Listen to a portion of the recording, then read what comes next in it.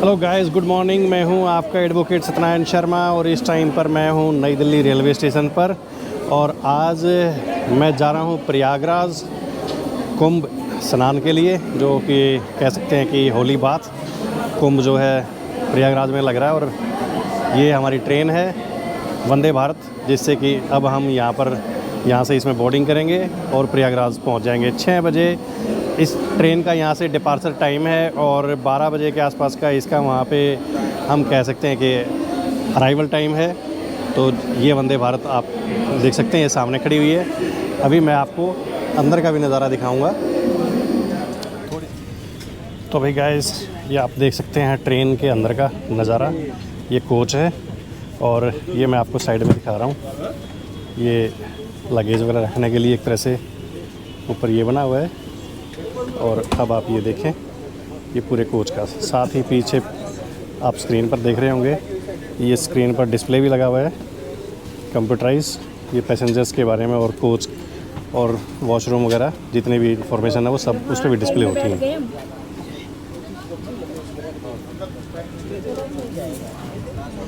तो भाई गाइस, जैसा कि मैंने बताया था कि 6 बजे ये ट्रेन जो है वंदे भारत, ये दिल्ली से प्रयागराज के लिए रवाना हो गई है।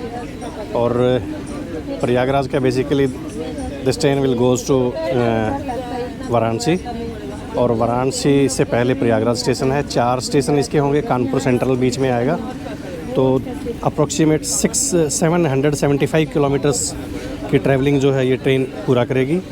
और वाराणसी जो है वो 775 किलोमीटर के अराउंड्स होगा। और उसके पहले जो है क्या नाम है, प्रयागराज जो है वो होगा इसमें अप्रॉक्सीमेट 650 किलोमीटर के अराउंड। तो अगर इसमें अब मैं आपको ट्रेन की कुछ स्पेसिफिकेशन दिखाऊं, तो आप जैसे ये स्क्रीन पे देखेंगे, यहाँ पे ये डिस्प्ले भी है जो ट्रेन की स्पीड भी, डेट और डेस्टिनेशन जहाँ पे जाएगी और जहाँ पे ट्रेन रुकेगी, ये आप स्क्रीन पर देख सकते हैं। और अब मैं ट्रेन के अंदर लगेज वाइज अगर बात करूं, तो आप लगेज देखें, दोनों साइड में लगेज को रखने के लिए भी एक तरह से प्रॉपर अरेंजमेंट है। और ट्रेन के अंदर सेफ्टी के लिए CCTV लगे हुए हैं, कैमरास लगे हुए हैं, ये भी आप देखेंगे। और अब अगर यहाँ की बात करूँ मैं, तो ये एक ट्रेन का पेंट्री सेक्शन है। यहाँ से पैसेंजर्स को जैसे ट्रेन चली तो इन लोगों ने सबसे पहले ड्रिंकिंग वाटर वगैरह सर्व कर दिया था, और उसके बाद जो है टी वगैरह इन्होंने सर्व की है। और फिर लंच कितने बजे डिस्ट्रीब्यूट करोगे भैया? ब्रेकफास्ट रहेगा 8:30 बजे। ब्रेकफास्ट 8:30 बजे, और फिर लंच लंच कितने बजे? 12:30 बजे के आसपास। 12:30 बजे के आसपास ये लंच कह रहे हैं, 10:30 बजे ब्रेकफास्ट। ये देखें भाई। और अगर मैं वाशरूम वगैरह की बात करूँ, तो वाशरूम वगैरह भी जो हैं बिल्कुल नीट एंड क्लीन है। कहीं पे भी ट्रेन के अंदर कोई भी किसी भी तरह की मतलब गंदगी नहीं है। ये स्लाइडिंग डोर है जो आप देख रहे हैं। मैं जैसे दूसरे कोच में अगर मैं एंटर कर रहा हूँ, तो इसके बाद जो है ये स्लाइडिंग डोर जो है ये ऑटोमेटिक ओपन हो जाता है और ऑटोमेटिक ही क्लोज़ हो जाता है। अभी जैसे मैं आपको इस कोच में भी दिखाऊंगा, तो सामने भी जैसे स्लाइडिंग डोर है, वो डोर अपने आप ही ओपन हो जाएगा और अपने आप ही क्लोज़ हो जाएगा। आप देख सकते हैं अभी ये देखें, ये सेंसर्स लगे हुए हैं, और सेंसर्स के साथ ही जो है डोर अपने आप ही ओपन और क्लोज़ जो है वो हो जाता है। पैसेंजर्स, काफ़ी सारे पैसेंजर्स हैं जो कि रात को जगे होंगे, अर्ली मॉर्निंग वेकअप करके ट्रेन में आए हैं, तो स्लीपिंग मोड में आ गए हैं। और अब मैं बीच में दिखा रहा हूँ, ये देखेंगे आप स्क्रीन पे कि ट्रेन की स्पीड यहाँ पर रिफ्लेक्ट हो रही है। अभी एट प्रेजेंट 75 किलोमीटर्स की पर आवर की स्पीड पे ट्रेन चल रही है। और जो स्क्रीन डिस्प्ले है, स्क्रीन डिस्प्ले में प्रॉपर तरीके से ट्रेन की स्पीड और वो जो सब चीज़ें हैं वो प्रॉपर तरीके से दिखाई गई हैं। और सीट नंबर काफ़ी ट्रेन के अंदर जो है काफ़ी माइन्यूटली वर्क है। मैं कह सकता हूँ इट्स ए फैबुलस ट्रेन, लाजवाब गाड़ी है ये आप देखें। और क्योंकि हमारी सीट जो है वो सीट नंबर 51 एंड 50 है। ये 2 सीट्स हमारी हैं, ये आप देखें भैया। और ट्रेन के अंदर ही सफाई, एसी, कूलिंग उन सब के लिए क्या नाम है, इमरजेंसी कॉन्टैक्ट नंबर भी दिया हुआ है, जो कि सामने इधर स्क्रीन पे भी रिफ्लेक्ट हो रहा है। पैसेंजर्स में contact on this number if you are having any complaint etcetera like AC and cleaning of the coach etcetera. ये आप देखें।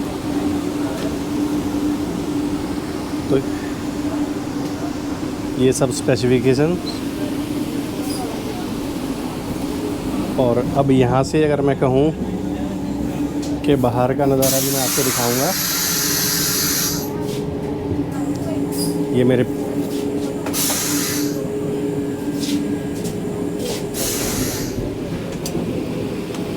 ये दूसरी साइड अप्रोच है। तो ऑलमोस्ट सभी सीटें जो हैं वो फुल हैं ट्रेन की। काफ़ी वेटिंग चल रही थी, वेटिंग के बाद में जो है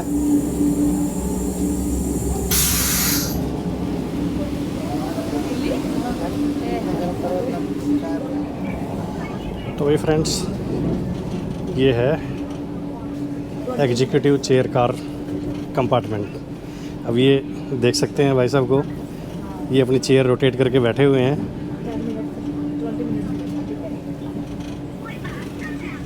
तो इस कंपार्टमेंट की यही स्पेशलिटी है कि भी जो भी एग्जीक्यूटिव चेयर कार हैं ये रोटेट हो सकती हैं अकॉर्डिंग टू योर एडजस्टमेंट या सेटिस्फेक्शन। तो जैसे भी आपको लगे। और 2x2 हैं, और जो नॉर्मल चेयर कार हैं वो 3x2 हैं।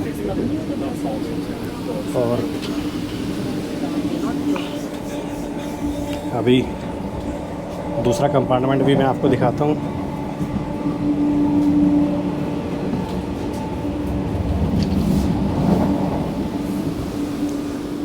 ये आप इसमें भी देखें। तो ये कंपार्टमेंट जो है पूरा 2x2 ही है। और अब जाके कहीं मैं ट्रेन की स्पीड देख पा रहा हूँ कि 118 किलोमीटर पर आवर की स्पीड से गाड़ी जो है वो चल रही है। हाँ, अभी आई है। और ये वही रेलवे स्टाफ। तो सर क्या क्या खूबियाँ होंगी ट्रेन में, बताएंगे कुछ? बिल्कुल सर, इस ट्रेन में सारी चीज़ें लेटेस्ट हैं। Your good name please? DP Singh. DP Singh ji. आप यार एक तो पूरे बॉडी बिल्डर टाइप से लग रहे हो मेरे को। मैं जितने भी अभी तक टीटी वगैरह मैं देख रहा हूँ, तो उनमें हट के आपकी बॉडी मेरे को नज़र आई वहाँ पहले पे। मैं रेसलर था। अच्छा, पहले रेसलर रहे हो। जी। तो you are from sports quota. जी। अच्छा, वेरी गुड। ये हमारे इंटरनेशनल हैं शॉर्ट पुट के। अच्छा, हरदेव सिंह जी। आप भी स्पोर्ट्समैन रहे हैं? जी। तो सारे सब लोग ही स्पोर्ट्समैन हैं या? अच्छा, बस दो। बहुत बढ़िया। तो जनरली दिल्ली से और जो एक तरह से प्रयागराज है वहाँ तक का जो टाइम है, टाइमिंग तो मतलब वहाँ का अराइवल टाइम 12:08 दिखाया हुआ है जी।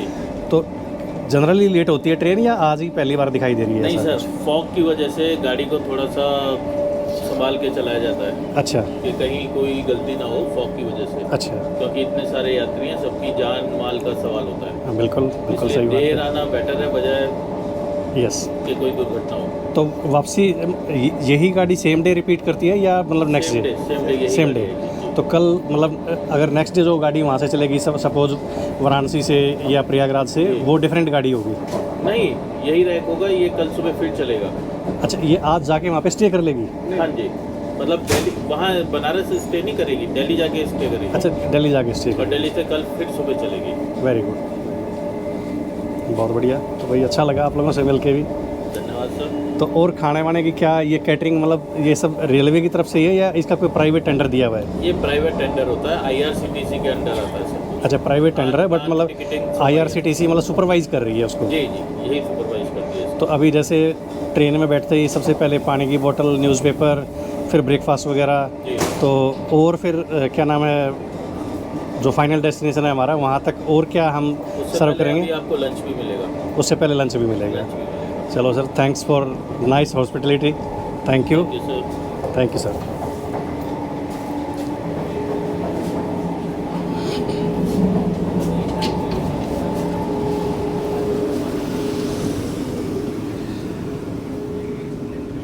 और अभी बीच में एक ये बिग टेबल,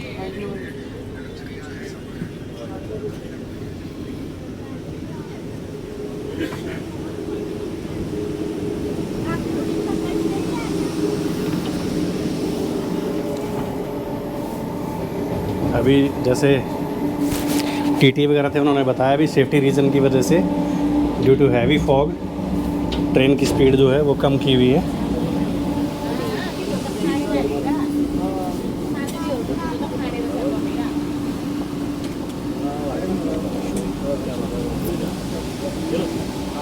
हेलो।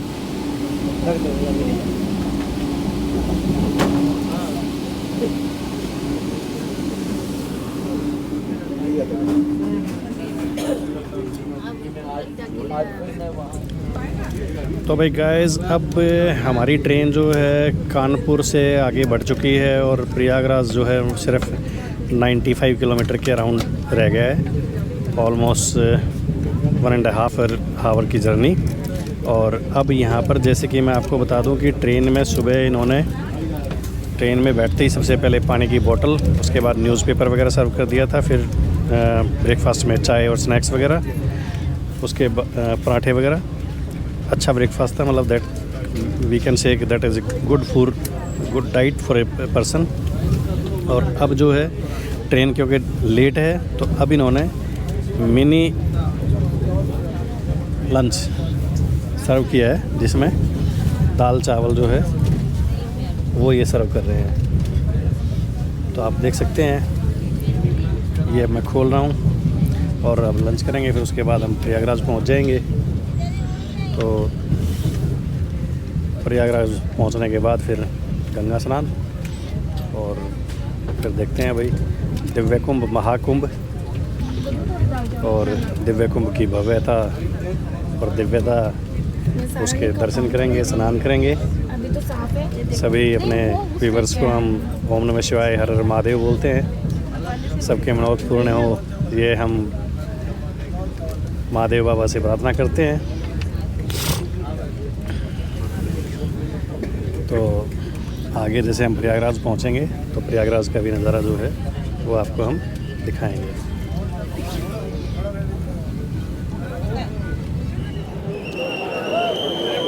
तो भाई गाइस, अब हम पहुंच गए हैं प्रयागराज, और ये प्रयागराज स्टेशन से अब बाहर निकल गए हैं। अंदर मैंने स्टेशन का अरेंजमेंट देखा है, पूरी तरह से मैं कह सकता हूं कि पुलिस फोर्स जो है वो बड़ा अच्छा एक्टिवली काम कर रही है, और सभी यात्रियों को पहले उतरने के लिए, जो ट्रेन से आए हैं उनको उतरने के लिए समय दे रहे हैं, और उसके बाद फिर चढ़ने के लिए। तो जो अभी तक की मैनेजमेंट मैंने जितनी भी नोटिस की है, मैं कह सकता हूँ कि दैट इज़ मार्वलस। और ये प्रयागराज जंक्शन का भी मैं सामने से आपको वीडियो में ये दिखा रहा हूँ, ये आप देखें, ये है प्रयागराज जंक्शन। तो अब हम अपने होटल चलते हैं अभी पहले, और उसके बाद जो है उसके बाद होटल में चेक इन करने के बाद में फिर हम जो है दर्शन करने के लिए, स्नान करने के लिए हम कुंभ पे जाएंगे। तो आगे का वीडियो अभी आपको दिखाते हैं। हर हर महादेव। तो भाई गाइस, मैं पहुंच गया हूं अपने होटल पोलो मैक्स, और ये बिल्कुल रेलवे स्टेशन से एडजेसेंट ही है एक तरह से। और अभी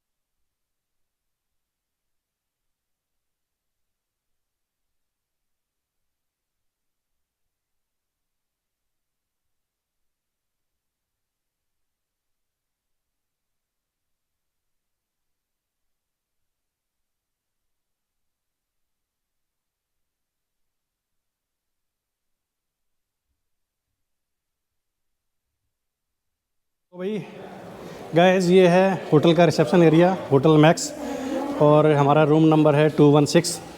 अब ये अजय भाई हैं, ये हमें रूम में छोड़ देंगे और इसके बाद फिर हम देखते हैं कि आज अगर स्नान जो है वो पॉसिबल हो पाएगा या नहीं हो पाएगा।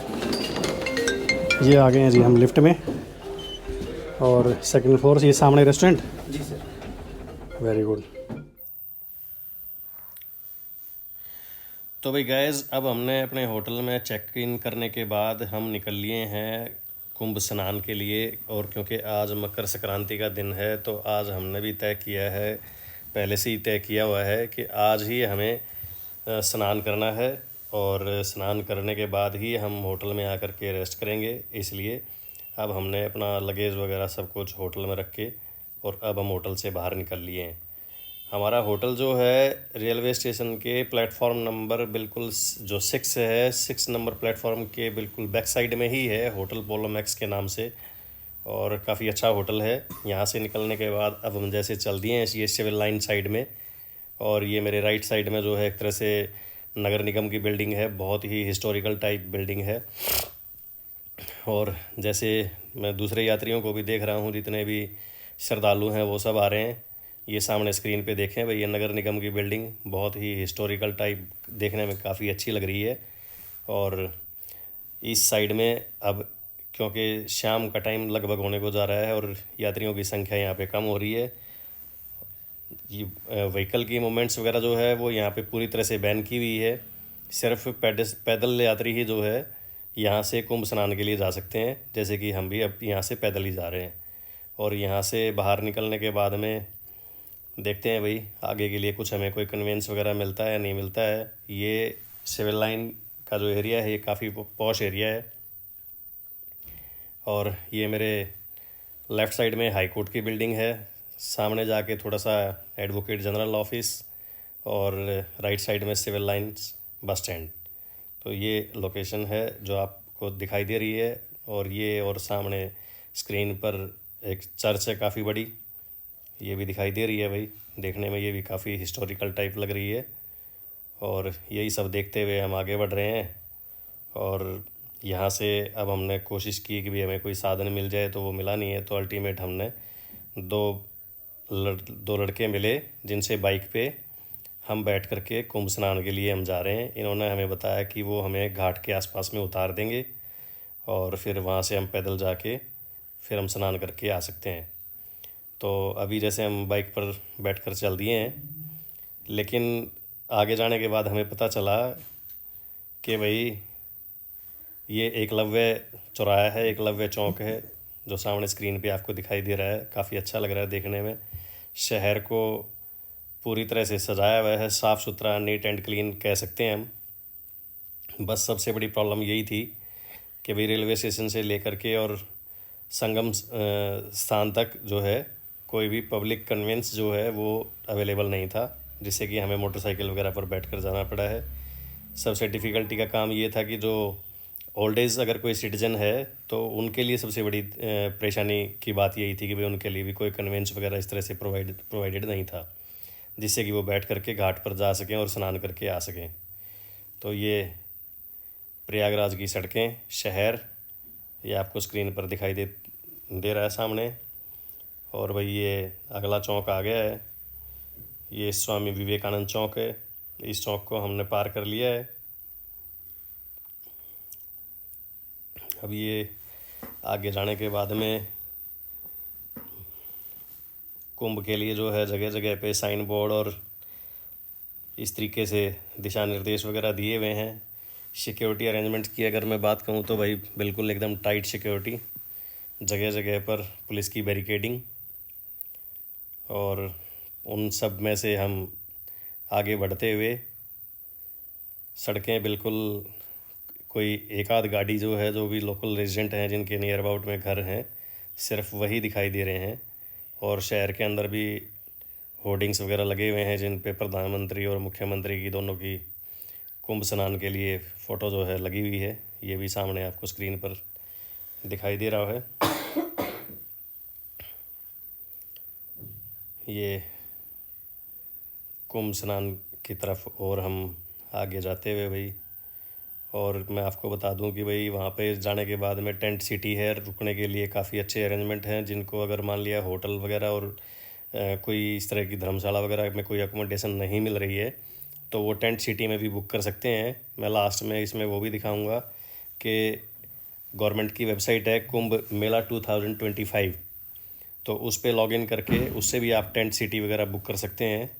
और जो भी डेट्स वगैरह हैं शाही स्नान वगैरह की वो भी मैं इस स्क्रीन पे लास्ट में डालूंगा, तो वो भी आप देख सकते हैं। अपनी सुविधा के अनुसार आप अपना कार्यक्रम बना करके और प्रयागराज की यात्रा कर सकते हैं, कुंभ स्नान कर सकते हैं।